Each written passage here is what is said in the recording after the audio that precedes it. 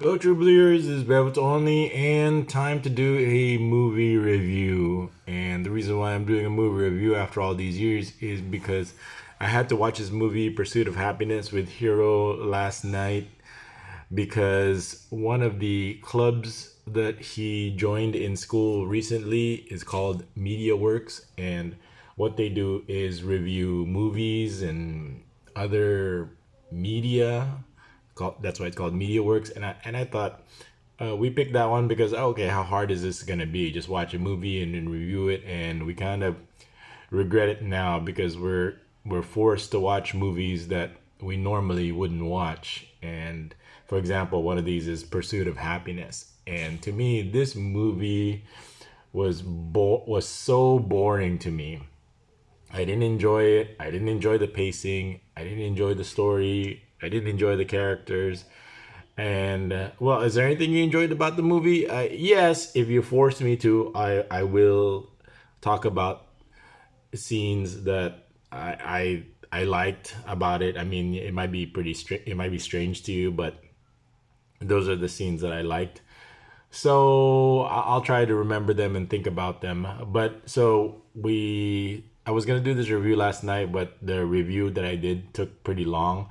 And what was our review? Well, we what we did was we just said we liked it because the teacher that probably assigned this movie enjoyed it very much. That's why she assigned it, and she wanted people to enjoy it also. So even though I hated it, we gave it a good positive review because to be politically correct, when it comes to these kind of things, when it comes to like projects, when it comes to school related projects, you have to be positive and don't dump all over it because then they might take it personal. They might take it as an attack on their personality because you didn't enjoy the movie that they picked.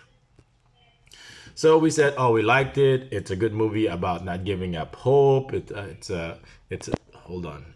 It's a celebration. Oh, why is this getting dark? Why was this thing getting dark? It was a celebration of the human spirit, and we recommended it, even though it wasn't true, just to do the project, just to get it out of the way. So I decided to, when it comes to assignments or projects, school related stuff, give it a good positive rating, and then so you can get a good positive grade out of it, or you know, I I don't know how they get graded. So, but since I'm just doing a YouTube video and I don't really answer to anybody, I just said I figured I might as well give my thoughts on it, my honest thoughts on it. If anybody's interested in watching this movie, this thing came out like in 2006. I think I remember I was still in America when this movie came out, and I wasn't really interested in it because it was obvious that this movie was just a vehicle or just an opportunity for Will Smith to get his son. Once I found out, oh, it's like okay, it's his real son that he's using in the in the movie. So all this was is just nepotism.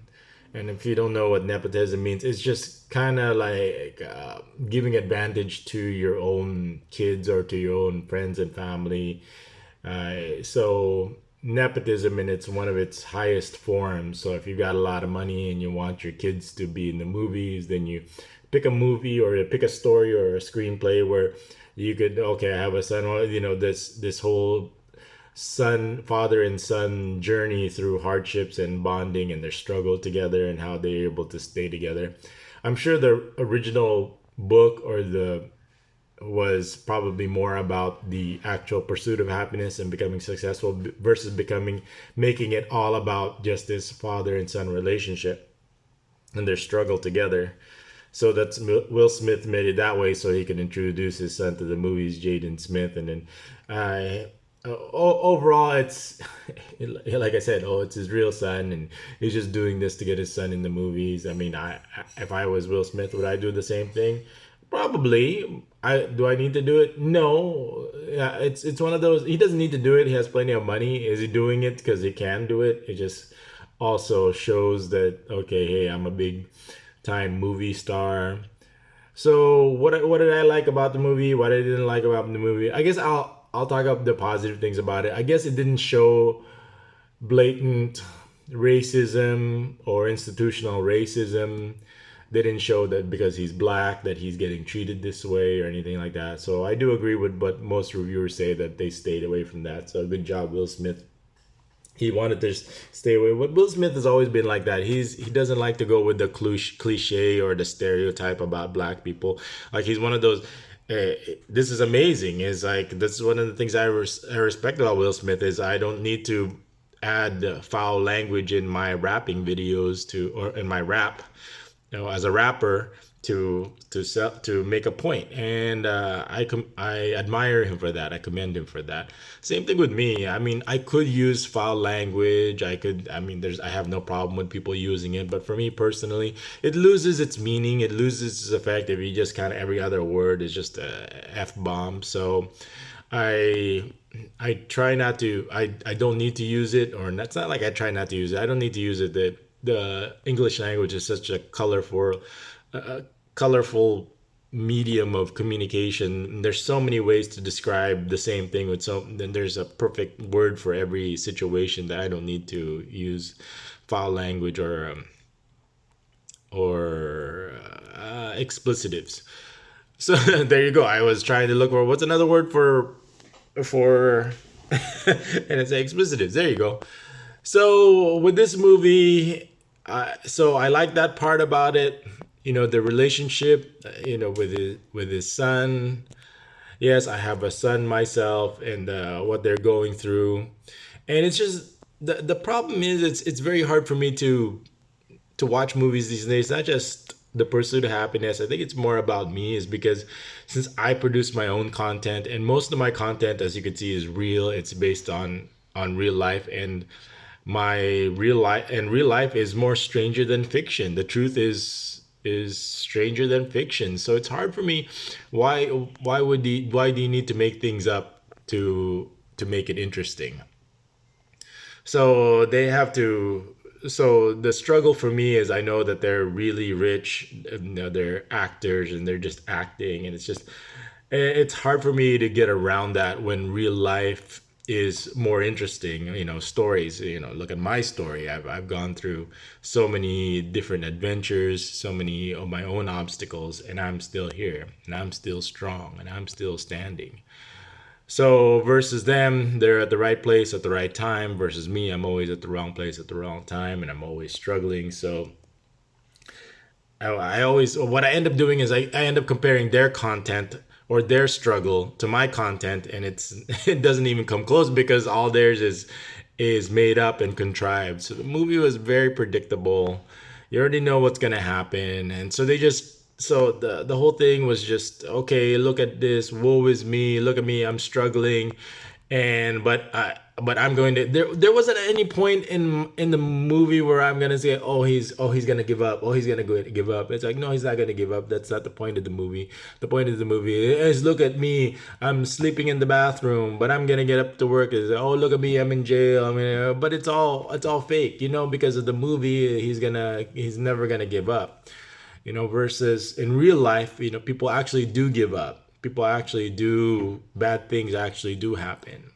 Just like right here in the Philippines, so many bad things are happening, and I guess the tragic part is so many people are dying. But then sometimes I think, as you struggle through life, dying is the easy part.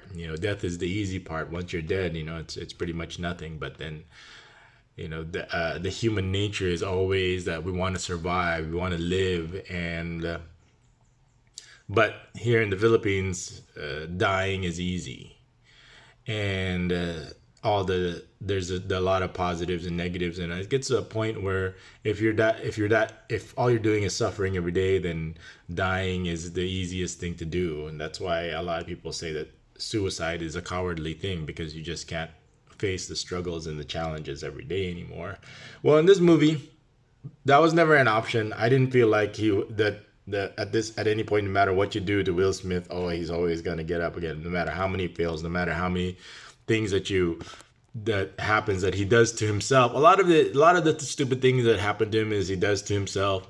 The first thing he does is he gets into this business without doing his research, that he's gonna try to sell this bone density machine that's that's twice the cost. And why would doctors do it when a simple X-ray costs, a couple of, a few cents on the dollar, and they get to charge people tens of hundreds of dollars for the X-ray. So first, right there, it didn't make any sense. If he did his research, then it wouldn't have made sense. So he put himself in that position. Then he was doing stupid stuff by getting into situations on his own. So I liked how he didn't blame the man for it, and he was like leaving his bone density. He's always carrying that thing around. I'm sure there's some symbolism of why he keeps carrying that thing around. I would have dropped that thing a long time ago and just kind of eaten the loss.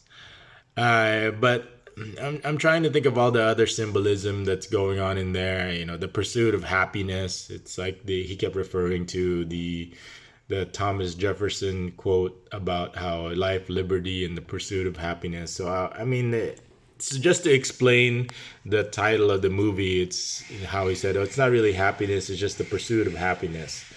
So okay, so I will tend to agree with that. I mean, there's a lot of definitions out there of happiness. My own definition of happiness was being content or satisfied with your accomplishments. Of course, somebody's gonna have a bigger house, somebody's gonna have a faster car, somebody's gonna have a more money and a bigger. No matter how much money you have, there's always gonna be somebody that's gonna have more money than you. But are you happy with your money, or with your accomplishments, with the that's probably pretty much how I define. And if you're not happy with your accomplishments because you haven't done anything, you don't, like, for example, the things that come with accomplishment is status. If you're not happy with your status because you have to go out and buy the most expensive phone so you'll have status, or you have to go about buy out the most expensive watch so you could have status, then you need to go out and do more accomplishments.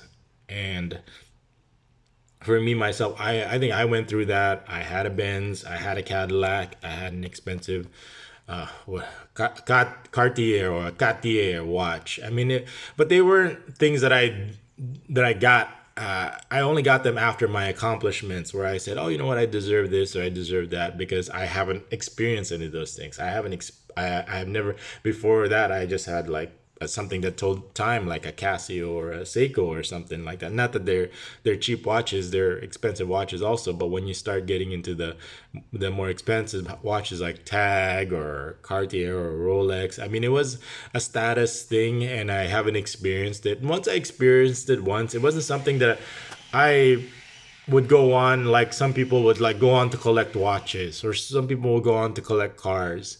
I think what happened to me was I changed my once you have kids, then it changes your priorities.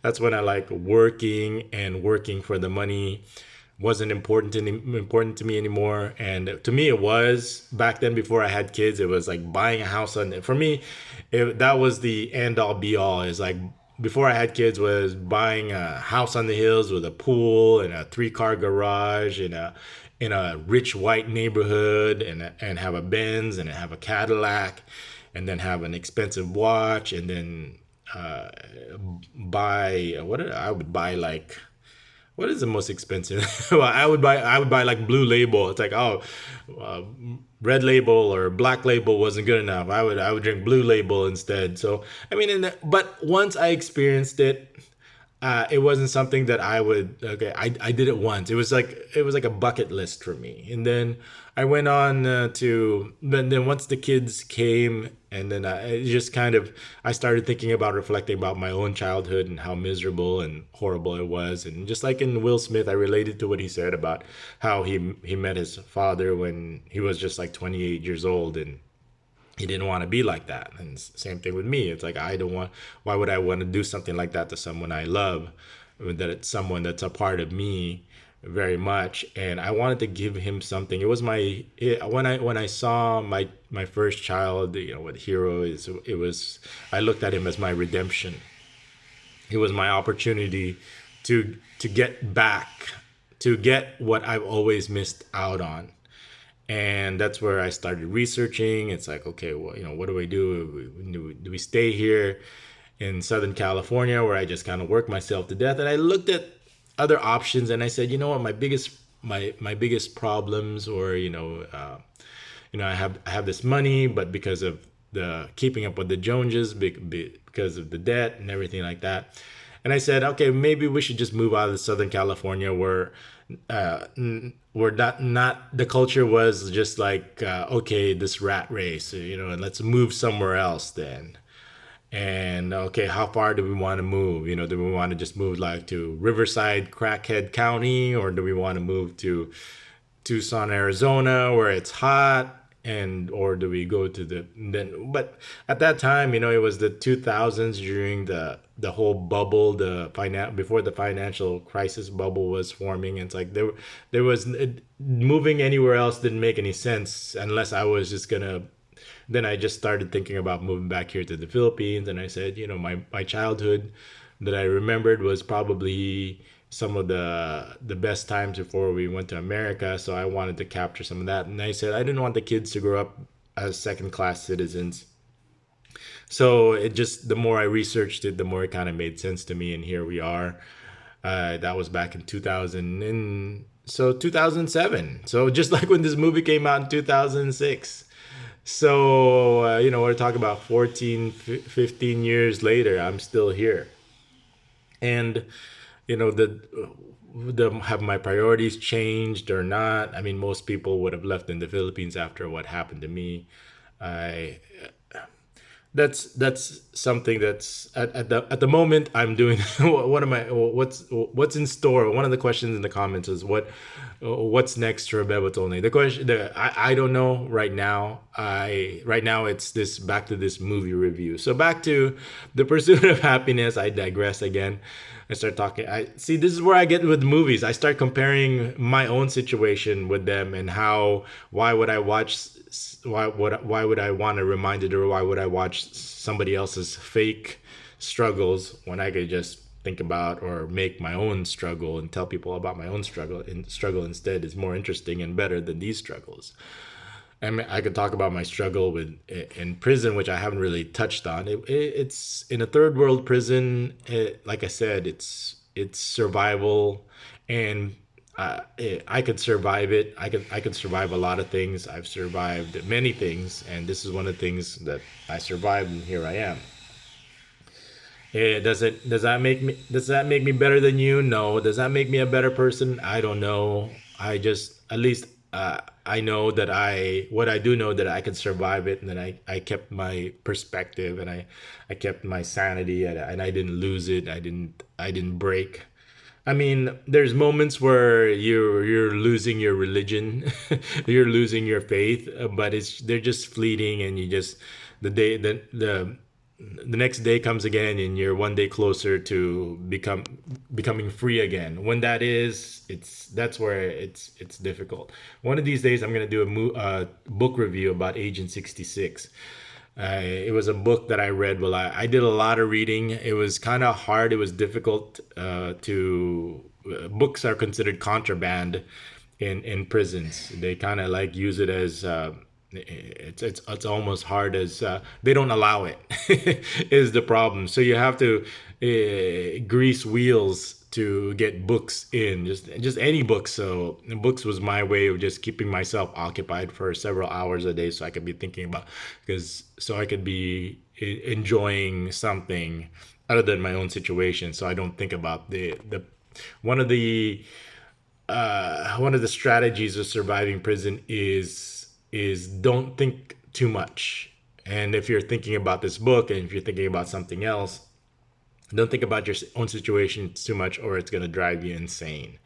And if you don't do that, it's a lot of people have been driven insane or institutionalized in prison. But I'll get into that. I can do a 7 hour stream doing that. And that's probably one of the complaints that people have is, why haven't you streamed in a long time? It's like, it's just difficult to find the time, because I know once I get started, it's gonna take a long time, and I don't want to stop, and next thing you know, I won't be able to sleep, and then I have a hangover the next day, and I have too many things I need with between Hero School. It's a school that takes up a lot of time for me, and look at, I'm doing this Pursuit of Happiness now with him. So it's a joke over here in the Philippines that it's not really the the students that are being graded, it's the parents that are being graded. So if you got a high grade, then the parents are the ones that they're asking. They're not asking. The parents are like not asking, well, what did your kids get? They say, oh, what did you get? What grade did you get? It's like I said, it's for me, it's like going to school all over again. I mean, I hated the experience the first time, and here I am. But that's, you have no choice, because that's what unconditional love is. It's about enjoying or doing the things that you hate, because just because you're doing it with your kids. And here I am, and I hated this movie. So, but let's go. But it's easy to hate this movie because of the nepotism that I said, and they changed it, because I know the book, or the real story is not about just this whole movie about they're struggling, but Will Smith made it so he could showcase. It's like, oh, look at me, I'm proud of my son, and it's about him showcasing his son, and saying, oh, look, he's got acting skills like his dad. So nepotism. Do you enjoy nepotism? No, it's negative, but I had to. That's what I had to suffer through. Some of the interesting things, the lead lady in here, Tandy Newton, she looks just like Zoe Saldana from Colombiana, or that's where I enjoyed her role the most, where she's like this kick-ass kind of hero, femme fatale in Colombiana. I think there's several names for that movie depending on where you get it from. So, but Zoe Saldana, I thought that the wife Tandy Newton was Zoe Saldana when just like a haggard version of her, and even there's she has that same similar look, same expressions. And there was like another girl from uh I don't know who there's another girl, there's a third one. She was in Mission Impossible. She was, I don't know if they're the same person, or they probably is, but anyway, and she was in ER. I don't know if they're the same person or not, but that's what she reminds. So when I first saw her, I go, oh, it's the green girl from Avengers, or it's the Colombiana. But then I looked it up. It wasn't her. So it was. I just thought they made her haggard. They aged her. They wanted to make her all look all worn out from working. So I thought that was her. So my mistake. And I looked up. I wasn't the only one making that mistake. Everybody's, like, people who are in the industry that should know better. I'm not in the industry. I'm not gonna come off as like some celebrity expert or some celebrity gossip that I watch entertainment and I know that I would have known. But since I don't, but other people who should know better actually get her confused. So that's in my defense. But anyway, she did a good job. What was the acting like? It was, like I said, it was sugar coated. It was all contrived. It was all predictable. And what you put people in that situation, and then that's just how they're gonna react. So I don't think I don't think they handled material that was difficult or challenging or complex. It's just like, okay, I'm struggling. Oh, how hard is that? Especially now in this pandemic, everybody's doing that. You don't need great acting skills or to go to acting school to say, okay, to empathize that here I'm poor and I'm struggling and I'm homeless and I'm out of money and I'm broke. I mean, we've all went through that, so it's not hard to do. You don't have to really dig deep in, like, okay, what's my motivation, or what's my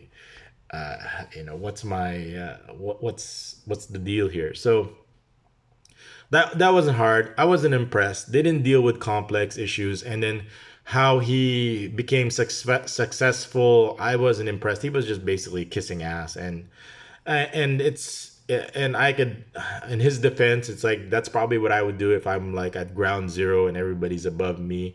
It's easier to stand up for yourself and say no, or like, hey, that's not, I'm not your driver, or I'm not your maid, or I'm not your houseboy, or something like that, if you're in a situation where you're not. But when you're in that situation where you're homeless and you're desperate, where I remember when I was just a college student, and I didn't have anything, and everybody else had something, and I had to kiss ass and pretend that I enjoyed, or I liked, or I am their whipping boy, and lying for them, and stealing for them, because I, I'm just saying that you don't have any principles when you're in that situation.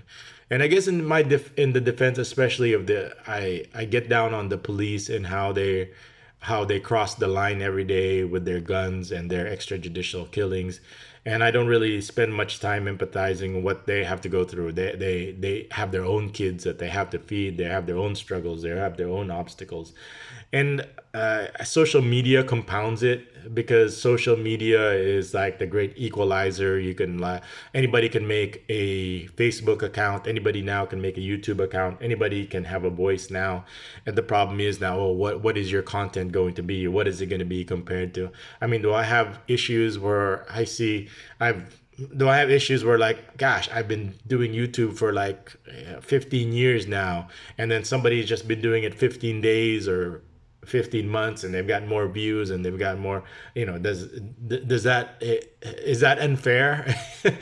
Absolutely. But I've come to grips. I've come to peace, or I've had my what my understanding, or I've had my acceptance, or I've what's the term I'm looking for? I'm sure somebody's gonna say in the comments, the saying. I've come to grips. I've come to realization that a long time ago, that life is not fair. So I could keep doing this, and as you can see, I'm not doing anything illegal. Three judges have already said that I'm not doing anything illegal. But of course, you have to deal with suspicion. And over here in the internet now, if it's on the internet, then it must be true, and it's something that people want to believe, then it's true, even if it's not true, even if it's a lie. So those are the kind of things you have to deal with. I mean, I just accept it, and what do I do? I can't control other people's actions. I can only control my own, and that's just to give a chance for people for my voice to be heard, that want to hear it, even if there's like only, I can count you in one hand, or in the single digits. I've always said, well, as long as one person's out there listening, then fine, I'll keep making content. Why not?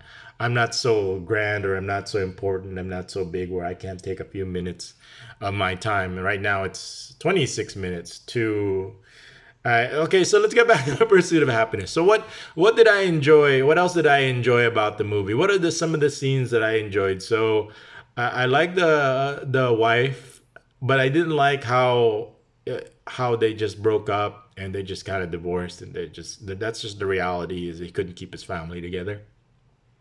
So they just kind of whitewashed over it. Pardon the pun, or the irony, a whitewashing of their marriage. In real life, I think they did get divorced, and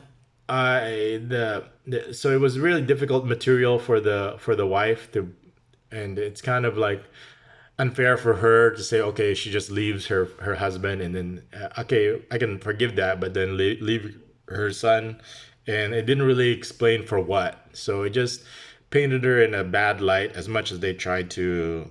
So that's where I can understand you're left with some creative differences, some, I'll allow some play. But this is a drama. This isn't some kind of science fiction Avengers movie where some things you just have to accept, so to move the story along. This is a drama where it's supposed to be capturing life, and it's supposed to be art imitating life, and then do a good job out of it. Explain people's motives. So it wasn't done properly when it comes to the wife. And that's probably why I hated Karate Kid 2 so much, because it like wrote off the main female lead character in the second one, just saying, oh, she just ran off with some football player or something like that. And when in reality, the she left Daniel LaRusso because he became an a-hole. He became after he won the tournament, he became the bully. He was already an a-hole himself. There were some scenes where it was showing that his own bully characteristics. Even Johnny Lawrence in Karate Kid 1, since you could have left it up, you could have left it well enough alone, could you? But you had to, you had to have your revenge. And there's just times where the theme is, sometimes you just gotta let it go, and just let, people will say, let karma, or let work itself out. I mean, being themselves, that's what they have to do, is punishment enough. But anyway, some people, back to the story. Back to the Pursuit of Happiness. So one of the things I enjoyed about it, what is my favorite scene? Oh, I'll tell you what my favorite scene is. If you haven't seen the movie, spoilers, or who cares? I'm spoiling it. It's an old movie. I don't think you should go see it. But there was, if you want to go see it, there was a scene that I remember that stuck out to me. What's your scene? I don't have any favorite scenes, but the scene that I remember the most, because I think about my own children. It made me think about my own children and how how like, obsessed they are with some things. Was when he the whole time he had this little Captain America action figure. It was a pretty good action figure too. It had real cloth. I've never seen that where they usually action figures they don't have real cloth costume. This one did.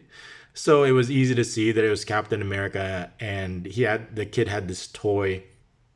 The whole time he was carrying it, it's almost like a security blanket. It was like almost like a security binky that he had. And there was this scene where they were rushing to catch a bus to, because if they don't catch the bus, they're going to be late to go to the mission or the halfway house or the homeless shelter where they can get food and sleep for the day. I'm familiar with these homeless shelters, by the way. I had experience with it in it myself. It's people that in San Francisco, and they're like the happiest, most content people. They have no worry in the world. They're free to do whatever they want. Sometimes I find myself in a situation where I would look at these people and say, these people are much happier than me because they have no stress. They don't have to worry about exams. They don't have to worry about licensing. They don't have to worry about anything. They don't have to worry about mortgage. They don't have to worry about insurance. They don't have to worry about bills, and they could just do whatever the f they want all day, and then just at the end of the day have food and somewhere to sleep in San Francisco. So I so anyway, besides that, so for them it was it's supposed they're supposed to show, okay, they've hit rock bottom and they missed it. So the kid somehow while they were running loses the Captain America toy. It was left on the ground. Even Hero said, oh, there goes Captain America. And I had to like I wasn't really paying attention. I had to take a second look. I almost had to rewind, but they shot back to the Captain America. Oh, it's down there on the ground. And Hero saw that. That was like the first thing, like the first comment he said about the movie was, like, there goes Captain America. He loses it. He was clutching it, but they were rushing, and like a lot of kids, when you're rushing them, he accidentally loses grip of his Captain America, loses it in the ground. Kids like all in tears. It's just like he lost his best friend. It's just like it's like somebody just killed his pet, and it was something I could relate to because the kids when they're at that age, they're so attached to certain things, especially they get so attached easily to certain things. In this situation, he was more attached to that Captain America than his own father, which was kind of like that's how tragic their situation was. For me, my relationship with my kids is they're so attached to me because I'm that Captain America, that I'm always saving the day. I'm always taking care of things. And when I was lost, it reminded me, or when Hero lost me, he lost his Captain America when I was in prison for 2.5 years. And for what? Because the police are corrupt, because they're greedy, because they're evil, or is greedy and evil a Western term, and over here in the Philippines is just called culture. But anyway, that was the point where I could relate to the character, or Hero could relate to the character, that he lost his Captain America, that we had a moment with the movie. That was the only time. The other time is then he became successful and the reason why he became successful, in this Pursuit of Happiness, because he was a kiss ass. That's all. There was nothing special about him that he did do. He didn't do anything that the next person couldn't do if they really wanted to. There wasn't anything special about him. He solved a Rubik's Cube. So what? And nothing else. I didn't see like the eureka moment, or what's the term they call where he finally overcomes. He just bring him into the room and says, oh, you got the job, and they didn't really say what the reason why, or was he. You could make the argument that he was a affirmative action. It was all whitewashed company, and they needed to add some color so they could say, oh, look, we're Black Lives Matter too. We're not racist. Like, hey, is it racist? Okay, we're not racist because we hired a black person, or is it racist also to hire him because he was black? And we could say that, like, oh, look, hey, we're diverse. not because he was good at something or he was. I can understand where affirmative action makes sense when it's like the you have to have a certain percentage, let's say 30% or like 10%, like 1% of the population that's a minority is paying into the taxes that pay for the schools. And then can we give like a half a percent then, since they're paying 1%, a half a percent to the minorities that they don't have the same challenges as the majority? That's where it made sense. But in this one, I don't know. He didn't really show anything other than, okay, then he's possibly an affirmative action situation. That's how I got out of it. That's why I didn't enjoy that part where he said yes. Give me a moment where he did something, and I didn't get that. Not, it wasn't like in the Karate Kid where he learned the one technique to win that crane technique. So he didn't have like a crane technique to win, to get to beat all the other brokers that were trying to go for the job. So that it was missing that moment for me. So like I said, this movie was just about Jaden Smith and how great this is, just to show how great as an actor he's going to be. And then he went on to make the Karate Kid and all that, and now I don't know what he is. I don't think he's even from what I'm here seeing in the periphery, that he's not even a boy now or a man now. He's kind of somewhere in between. But anyway, so back to so do I recommend it? No, absolutely not. And for those reasons. And I told you, okay, those are the moments that I enjoyed, and I explained the reason why, because it reminded me of the moment when I was gone, and when Hero lost his Captain America, and I felt the pain, because it was the pain that I went through myself. But going through all this, this institutional kind of nothing special about it. If you want to see a better movie about the human struggle and determination, Shawshank Redemption, I could always watch that anytime, and I enjoyed the eureka moment there where he actually dug his way through. But in this movie there wasn't anything like that.